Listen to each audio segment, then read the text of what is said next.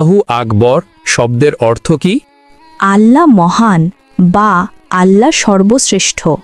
মাশাআল্লাহ শব্দের অর্থ কি? আল্লাহ যেমনটি চেয়েছেন। জাযাকাল্লাহ শব্দের অর্থ কি? আল্লাহ তাআলা আপনাকে উত্তম প্রতিদান দিন। আসসালামু আলাইকুম এর অর্থ কি? আপনার মৃত্যু হোক। সালাম আলাইকুমের অর্থ কি? উটের নাড়ি ভুঁড়ি আপনার জন্য। সালাম আলাইকুম এর অর্থ কি? আপনার ওপর গজব পড়ুক। আসসালামু আলাইকুম এর অর্থ কি? আপনার ওপর আল্লাহর শান্তি বর্ষিত হোক। চৌধুরী শব্দের বাংলা অর্থ কি? 4 অঞ্চলের প্রধান। শিকদার শব্দের বাংলা অর্থ কি? জমিদারের সহকারী। খন্দকার শব্দের বাংলা অর্থ কি? ধর্মীয় জ্ঞান সম্পন্ন ব্যক্তি। শেখ শব্দের বাংলা অর্থ কি? জ্ঞানী বা পণ্ডিত।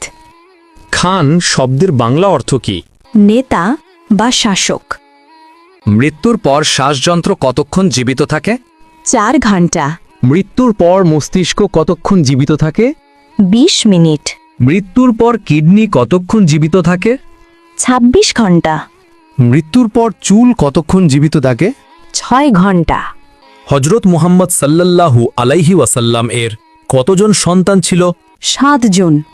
জাকারিয়া আলাইহিসসালামের কতজন সন্তান ছিল? 4 জন। দাউদ আলাইহিসসালামের কতজন সন্তান ছিল?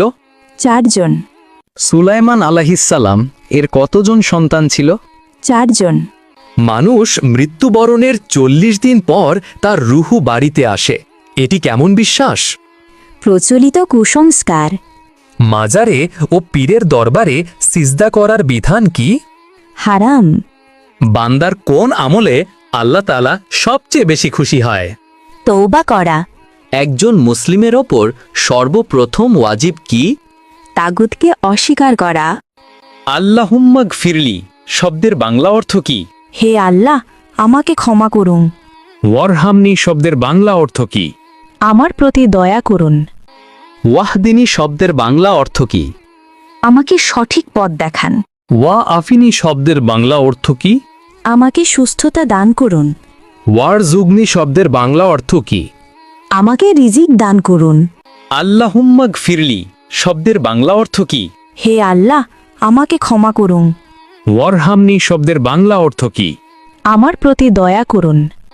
ওয়াহদিনী শব্দের বাংলা অর্থ কি? আমাকে সঠিক পথ দেখান। ওয়া আফিনী শব্দের বাংলা অর্থ কি? আমাকে সুস্থতা দান করুন।